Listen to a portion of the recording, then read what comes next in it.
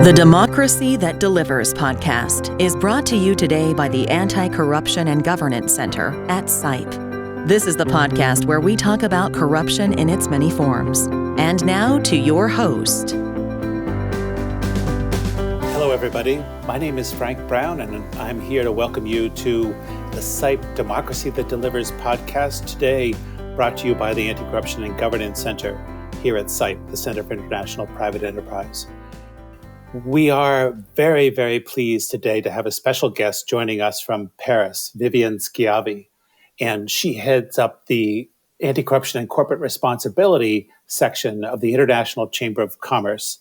And she'll be talking to us a little bit about some new knowledge products that her organization has put out, give us a bit of background about the work she does, and we'll be looking towards the future of the role of the ICC, the International Chamber of Commerce, as well.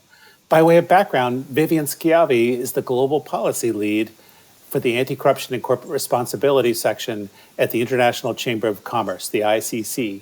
She oversees ICC's program in this area, which is based on the development of capacity-building tools for companies and policy advocacy vis-a-vis the UN, the OECD, the G20, and other fora.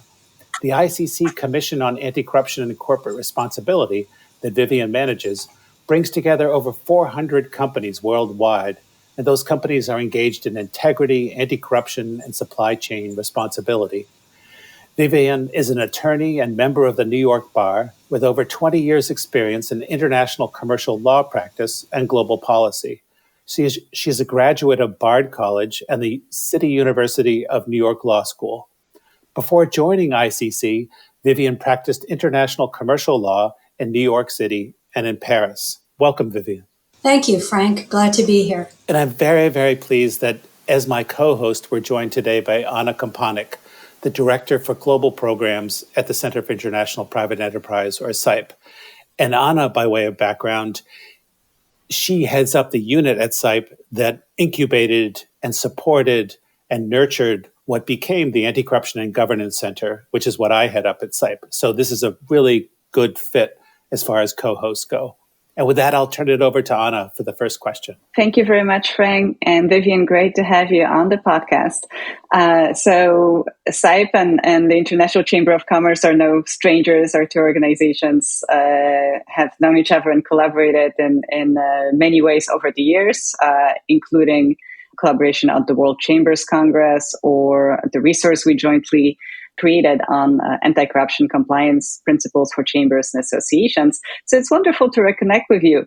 But for audiences who may not be as familiar, could you tell us, big picture, what is the International Chamber of Commerce? Thanks, Anna, and thank you to CIPE for giving me this opportunity today. ICC is the International Chamber of Commerce, is the institutional representative of 45 million companies in over 170 countries. Our main aim is to facilitate trade worldwide and to ensure the voice of businesses large and small are heard.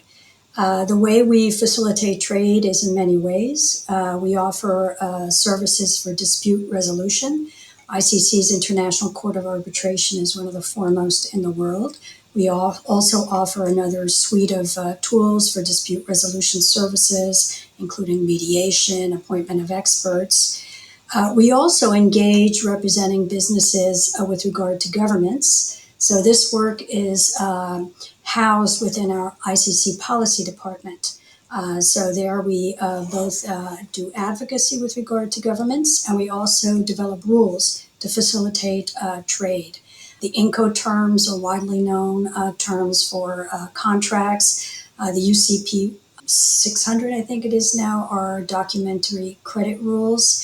And ICC's integrity rules that I'll get into later are actually also a way to facilitate trade and to level the playing field for trade.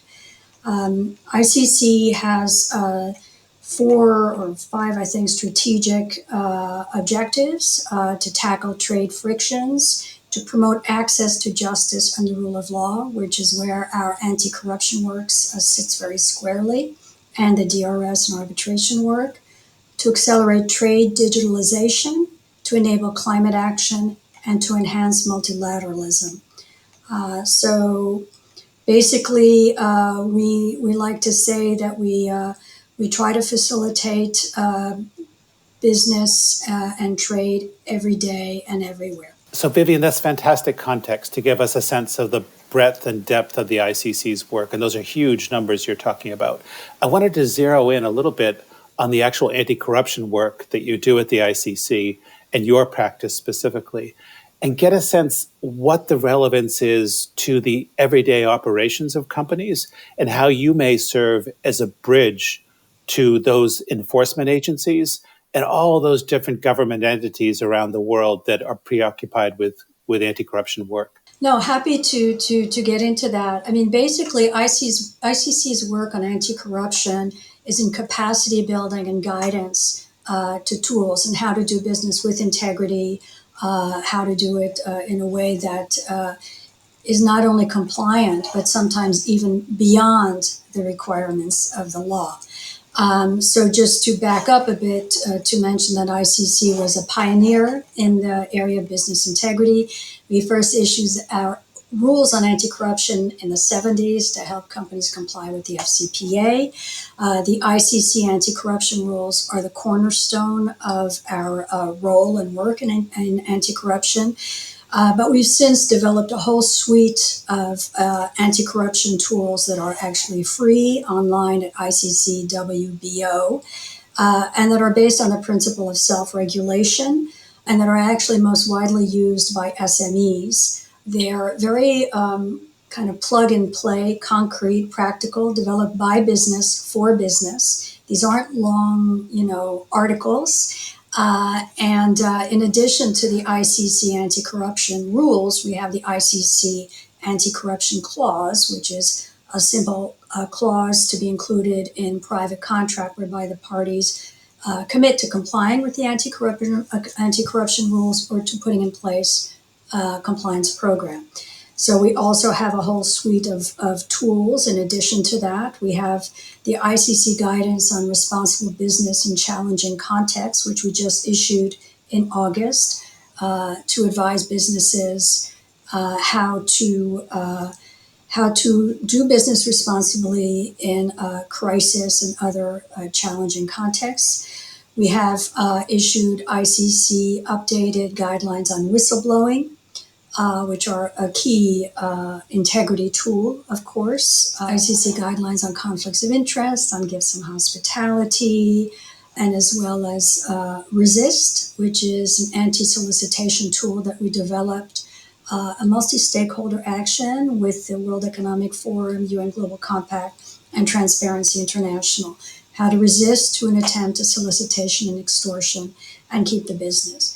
And ideally keep the business if possible. So your question was also broader in terms of linkages with government regulations and so forth. I mean, ICC in these advancing self-regulation obviously always recognizes the preeminence of laws and regulations, and the idea is that businesses drive their integrity with their codes and guidelines in the context of national or intergovernmental standards. So we see these actually as mutually complementary. Often ICC's guides and tools help companies comply with these standards, because if they're doing the right thing and ABC, then they are going to be compliant. And quick follow-up question for you, Viviane. Are there instances when the ICC would advocate on an anti-corruption issue? So let me give you a couple examples I'm thinking about. So, for example, in our experience, and at CIPE, one of our principal areas of focus is working to elevate the voices of SMEs, right? Because often they just don't have a platform. So would there be an instance when the ICC might advocate that SME concerns, which are often quite different from the big companies, be considered as laws are formulated and implemented? Is that sort of in your wheelhouse? Yes and no. I mean, we do it just in developing guides specifically for SMEs. We're in our constituency, and all the companies that we represent, they're mostly SMEs. We're all over the world. Any country that has a private sector We have a national committee in that country, so we are really globally representative, and we are very mindful of our role as champions of business worldwide, and notably SMEs, because they in a way need us the most. We're not going to necessarily knock on a government door and say we're representing SMEs, because we represent all our businesses. But for example, ICC developed the SME due diligence guide for anti-corruption, and that targets SMEs. A lot of the multinationals, they're so well resourced. They have humongous compliance departments. So to answer you, what I do want to mention is we do have a community that we've grown within ICC that is, it's like a working group or an entity just to represent SMEs. And we represent them, we feed them into our consultative work, and we do sometimes represent them vis-a-vis other processes. Great. And if I can jump in, so you already touched on a number of very important aspects of the International Chamber of Commerce's work. First of all, global. Second of all, inclusive and expansive when it comes to the types of businesses that you represent or the types of needs and concerns that you address. I would like to dwell on that a little bit more and talk about the importance of your work to the broader anti-corruption community, especially in the what we call at CIPE emerging frontier markets. So those are the types of countries where we typically work, primarily non-OECD countries, where when it comes to anti-corruption concerns or many other business risks, if we look for global value chains, those are the places where those risks are the highest. So could you talk a little bit more about the significance of your work specifically in those emerging frontier markets, and any additional resources that you may want to highlight? Thank you for that question, Anna. So not surprisingly, we actually have, in a way, the most engagement and demand from companies in emerging markets, because they're often, and especially SMEs, maybe more vulnerable to risks of, either integrity risks or, sort of gray zones and so forth. And they look to us for guidance to how to do business responsibly.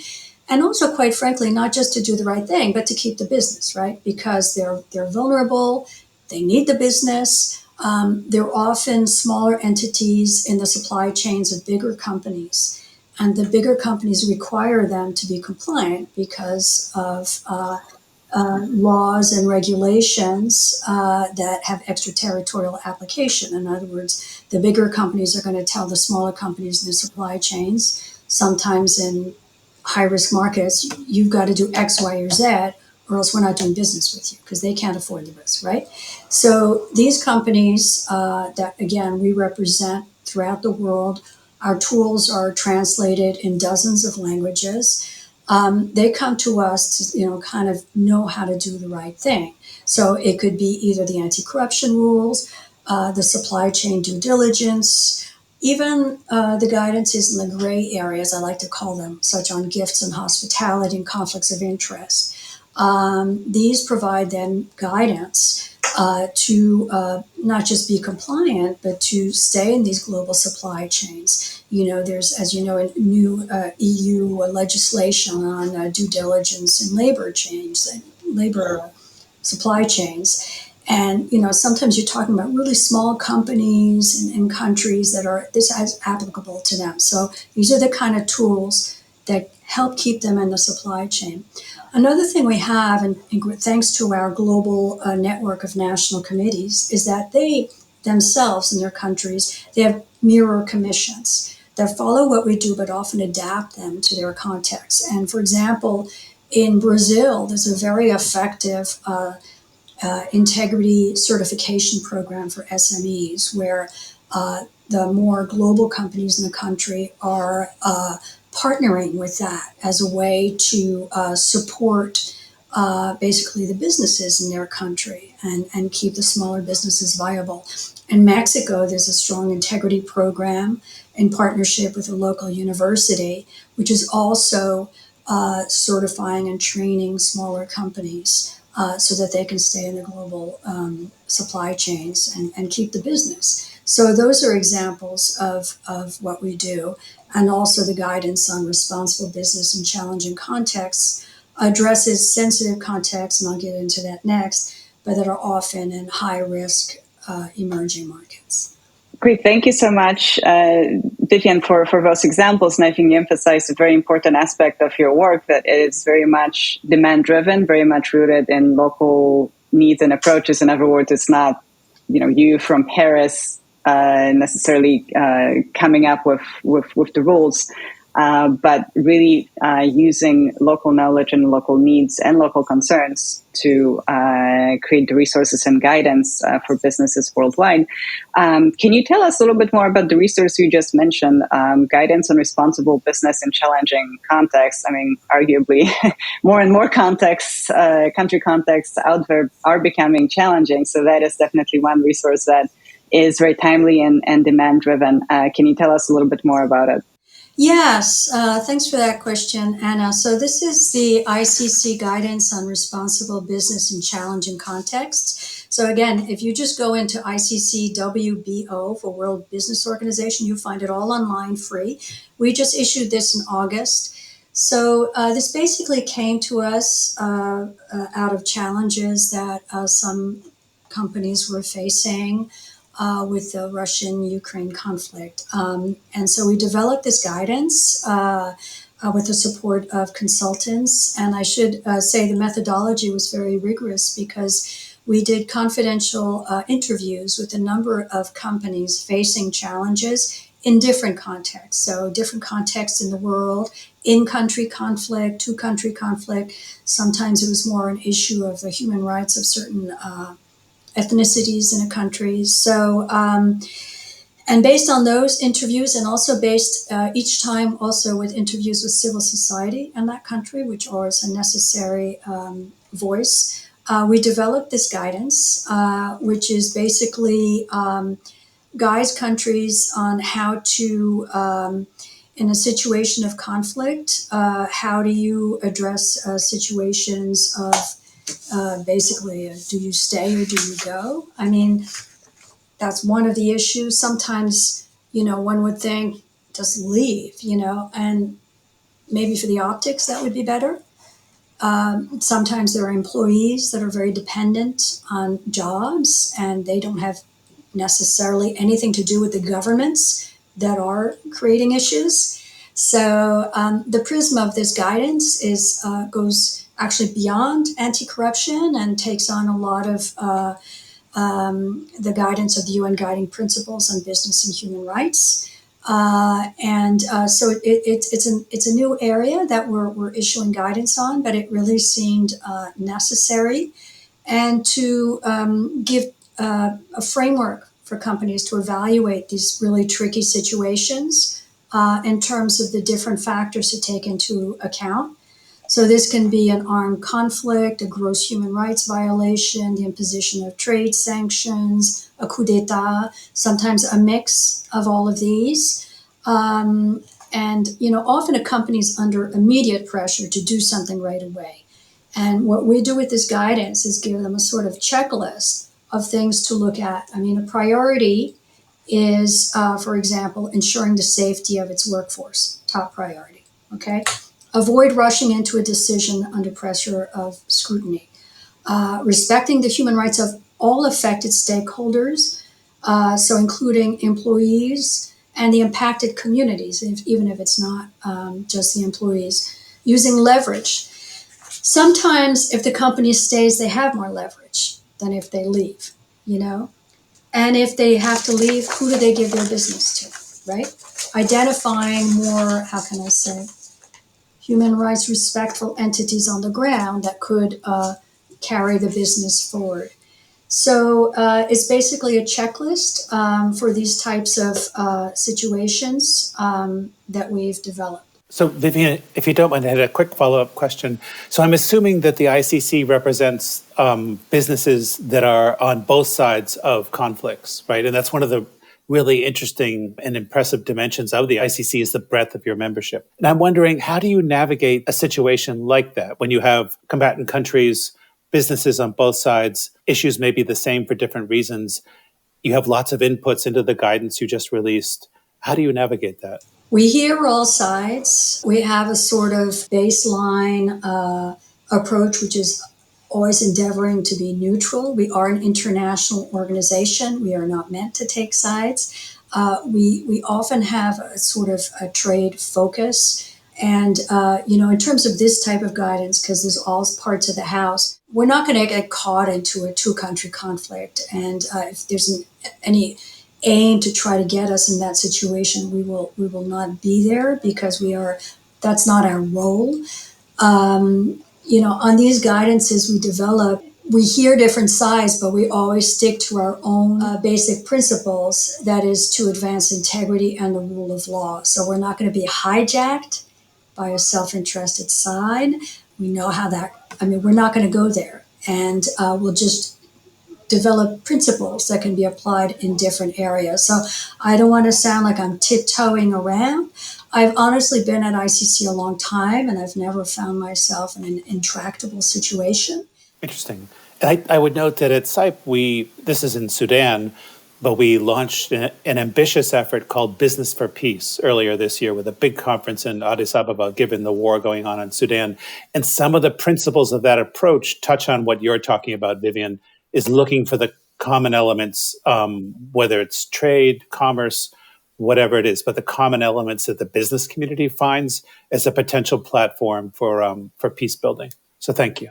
And thank you for that comment, Frank, because I did want to mention that when we were first founded ICC after the First World War, we called ourselves Merchants for Peace, or of Peace. We basically saw how fostering lines of trade and commerce between nations is one way to preserve common tenets of decency, and also, promoting integrity in the private sector is also a way to help promote peace. And obviously there are areas of conflict, but it is a lever among others, and we try to see it more as a positive lever.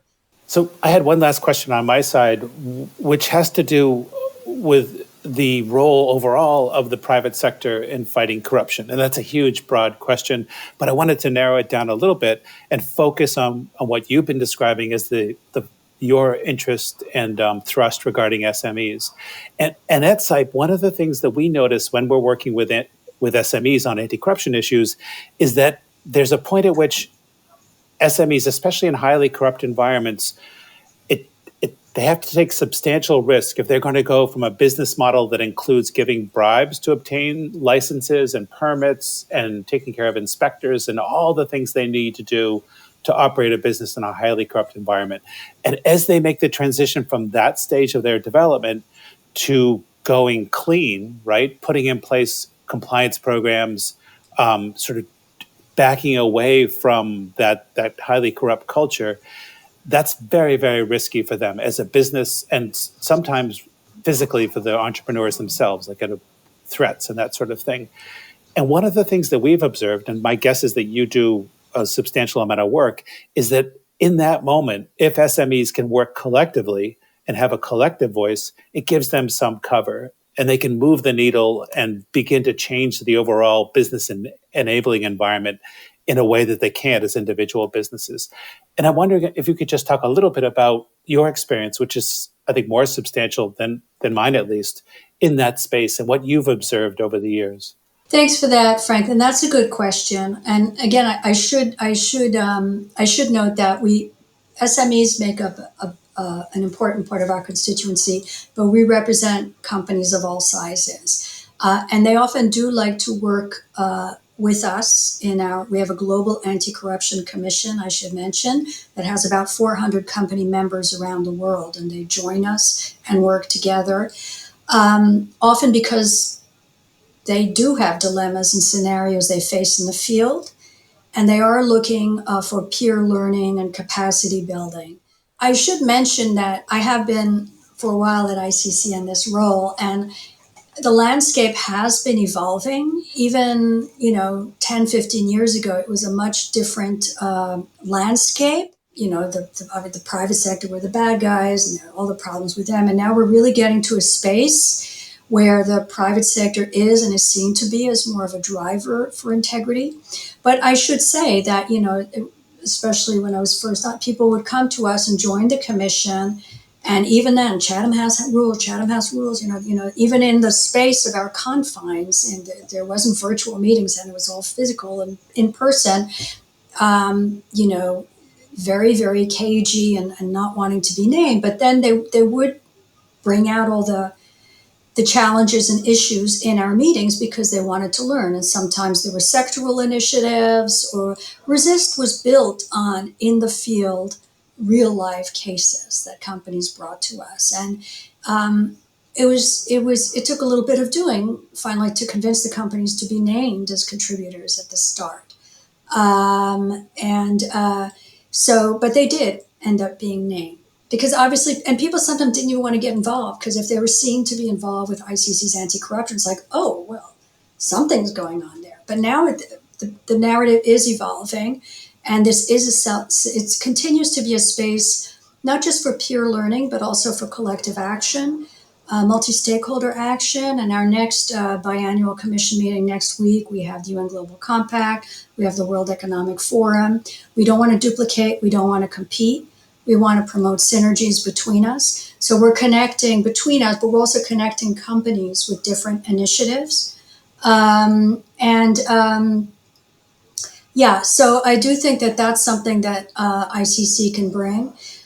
We sometimes also welcome companies that have had a very well-known major integrity issue, and they're in good faith. They just want to learn how to do better. And, we welcome all companies that are constructively looking to improve the game. So I hope that answers your question.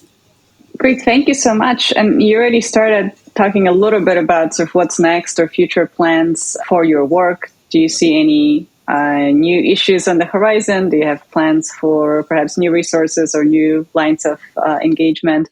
Thanks for that question. Well, I'll tell you, Anna, the next piece of work on the agenda is to update our ICC anti-corruption clause. So this obviously works in hand with our rules, because it's a clause whereby the parties commit to complying with the rules. Interestingly, the clause is actually increasingly being used by governments in procurement contracts, including, for example, the government of North Macedonia, the government of the state of Jalisco, just to level the playing field. And so we're updating them to keep up with current practices. We're always keen on updating our rules. Anti-corruption rules have been updated about 5 times, including last year. And so that's next on the work plan ahead of us. And also just deploying our ICC guidance on responsible business in challenging contexts, which tragically remains more relevant than ever. And again, goes beyond anti-corruption, but anti-corruption is obviously a part of that guidance. That's super. And that's a great way to wrap up the podcast with a bit of a sense of what's coming up on your agenda. So I wanted to remind listeners that we've been talking with Viviane Schiavi, the Global Policy Lead for Anti-Corruption and Corporate Responsibility at the International Chamber of Commerce, the ICC. My co-host has been Anna Kompanek, the Director for Global Programs here at CIPE, the Center for International Private Enterprise. My name is Frank Brown. I head up the Anti-Corruption and Governance Center at CIPE. And it's been a real pleasure, Viviane, having you with us today. You've opened lots of doors. I think people will be visiting your website, looking for more information. And if nothing else, have a much better sense of the ICC's crucial role in supporting the fight against corruption globally. Viviane, thank you. Anna, thank you. Thank you so much. Thank you for the opportunity. Listen and subscribe to CIPE's Democracy That Delivers, wherever you get your podcasts.